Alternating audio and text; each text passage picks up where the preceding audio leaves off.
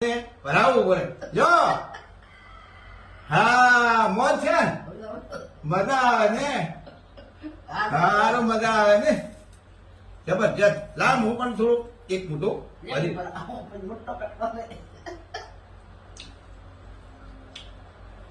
બૈરું તો મળે તો આવો રાગ વાળો મળે, પણ આવો રાગ તો તમે જોજો કોકને રહીએ. કેમ કે અમે તો કંઠે છે ને તાર સુધી આવો લાવો મીર અને આવો રાગ કેમ જોઈએ જમી લઈએ.